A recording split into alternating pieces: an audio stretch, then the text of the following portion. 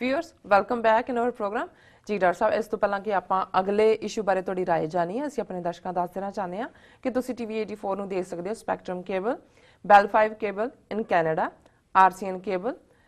roku Jadoo box ਸ਼ਾਵਾ Facebook online streaming TV 84 ਦੀ app ਰਾਹੀਂ ਗਲੋਬਲ ਸੀਪੀਐਨ ਦੀ ਐਪ ਰਾਹੀਂ ਤੁਸੀਂ ਟੀਵੀ 84 ਨੂੰ ਦੇਖ ਸਕਦੇ ਹੋ ਜੀ ਡਾਕਟਰ ਸਾਹਿਬ ਕੀ ਕਹਿਣਾ ਚਾਹੋਗੇ ਤੁਸੀਂ ਅਗਲੇ ਇਸ਼ੂ ਬਾਰੇ देखो अंग्रेजी ਦੀ ਇੱਕ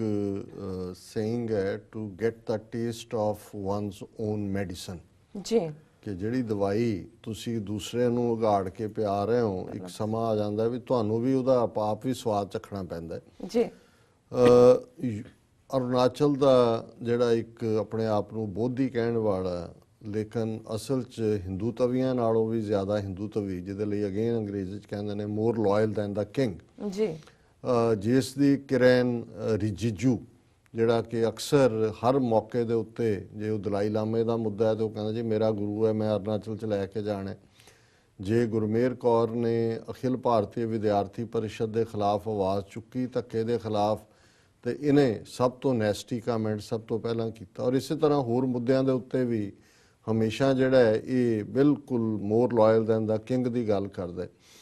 ਹੁਣ ਜਿਵੇਂ ਅਸੀਂ ਇੱਥੇ ਗੱਲ ਕਰਦੇ ਹਾਂ ਜੀ ਕਿ ਹੇਟ ਕ੍ਰਾਈਮ ਹੁੰਦੇ ਨੇ ਔਰ ਹੋ ਰਹੇ ਨੇ ਜੀ ਬਹੁਤ ਵਾਰ ਇਹ ਖਬਰਾਂ ਦਬਾ ਦਿੱਤੀਆਂ ਜਾਂਦੀਆਂ ਕਦੇ ਕਦੇ ਖਬਰਾਂ ਨਿਕਲਦੀਆਂ ਕਿ ਜਿਹੜੇ ਉੱਤਰ ਪੂਰਬ ਦੇ ਵਿਦਿਆਰਥੀ ਨੇ ਨਾਰਥ ਈਸਟ ਦੇ ਜਿਨ੍ਹਾਂ ਦੇ ਵਿੱਚ ਅਸਾਮ ਤੋਂ ਲੈ ਕੇ ਤੇ ਤ੍ਰਿਪੁਰਾ ਤੱਕ ਸਾਰੀਆਂ ਹੀ 7 ਸਟੇਟਾਂ ਦੇ ਵਿਦਿਆਰਥਣਾਂ ਨੇ ਉਹਨਾਂ ਦੀ ਕਿਉਂਕਿ ਕੁਝ ਸਟੇਟਾਂ ਦੇ ਵਿੱਚ ਅਰੁਣਾਚਲ ਹੋਏ ਜਾਂ ਨਾਗਾਲੈਂਡ ਹੋਏ ਜਾਂ ਮਿਜ਼ੋਰਮ ਹੋਏ ਉੱਥੇ ਕ੍ਰਿਸਚੀਅਨ ਮਿਸ਼ਨਰੀਜ਼ ਨੇ ਨਨਸ ਨੇ ਬੜੀ ਮਿਹਨਤ ਕੀਤੀ ਹੋਈ ਹੈ ਬੱਚੇ ਜਿਹੜੇ ਨੇ ਉਹਨਾਂ ਨੂੰ ਚੰਗੀ ਐਜੂਕੇਸ਼ਨ ਹੁੰਦੀ ਹੈ ਤੇ ਉਹਨਾਂ ਚੋਂ ਜਿਹੜੇ ਕੁਝ ਥੋੜੇ ਬਹੁਤ ਸਰਦੇ ਪੁੱਜਦੇ ਪਰਿਵਾਰਾਂ ਦੇ ਬੱਚੇ ਬੱਚੀਆਂ ਨੇ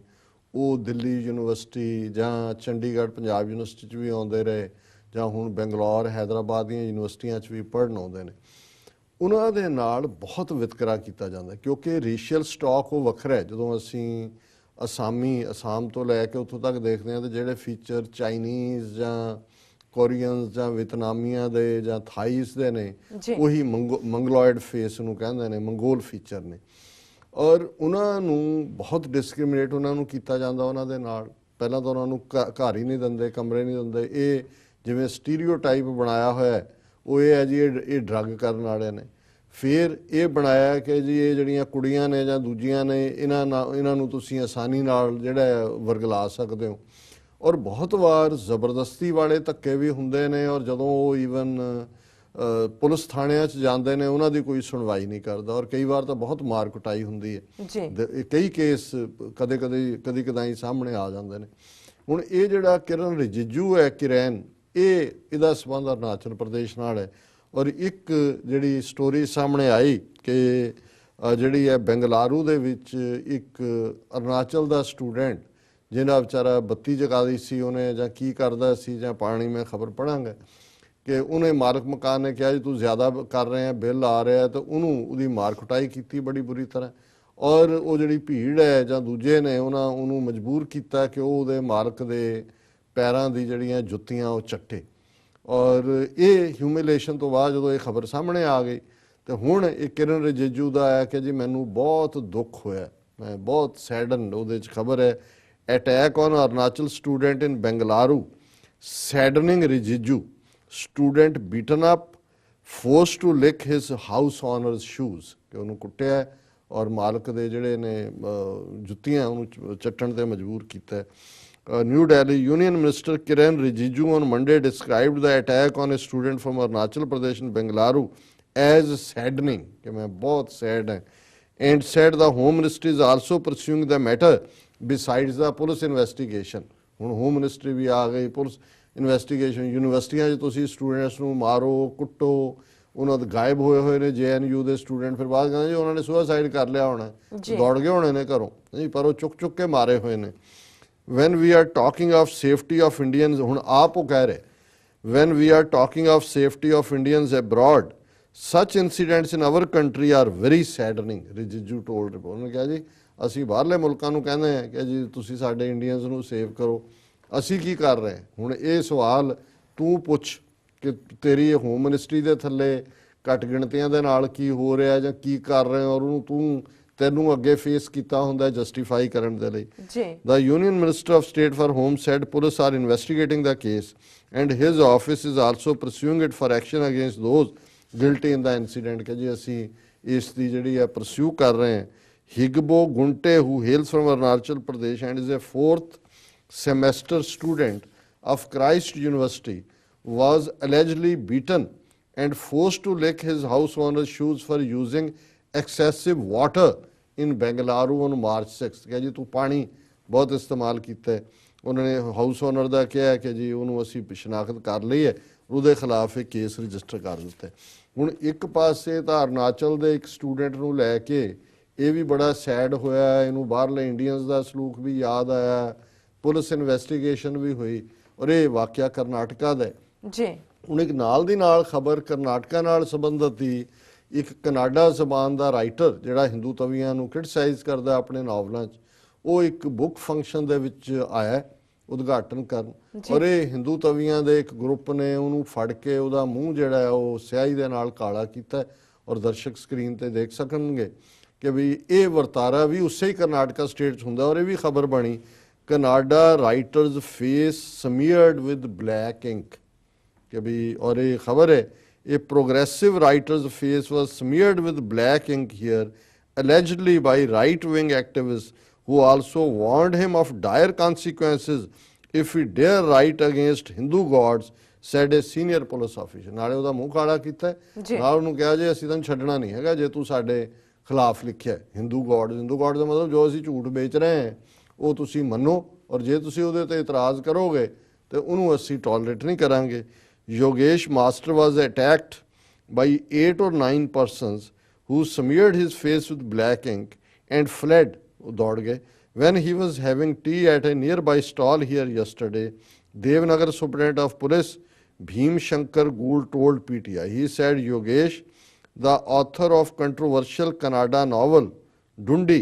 was here to attend a book release function organized by Gauri Lankesh Patrika, a Kannada tabloid ਜਿਹੜੀ ਕਰਨਾਟਕਾ ਦੀ ਲੈਂਗੁਏਜ ਆ ਉਹਨੂੰ ਕਨਾਡਾ ਕਹਿੰਦੇ ਨੇ ਜੀ। ਜਰਨਲਿਸਟ ਗੌਰੀ ਲੰਕਸ਼ ਰਨਸ ਦਾ ਵੀਕਲੀ ਐਡੀਟਰ ਹੈ। Yogesh was warned of dire consequences for writing against Hindu gods. ਅੱਗੇ ਉਹਨਾਂ ਨੇ ਉਹੀ ਸਟੋਰੀ ਫਿਰ ਰਿਪੀਟ ਕੀਤੀ ਹੈ ਔਰ ਉਹਦੇ 'ਚ ਉਹਨਾਂ ਨੇ ਕਿਹਾ ਕਿ ਬਈ ਉਹ ਦੌੜ ਗਏ ਕਰਕੇ ਪੁਲਿਸ ਚੁੱਪ ਕਰਕੇ ਬੈਠਾ ਦੇਖਦੀ ਰਹੀ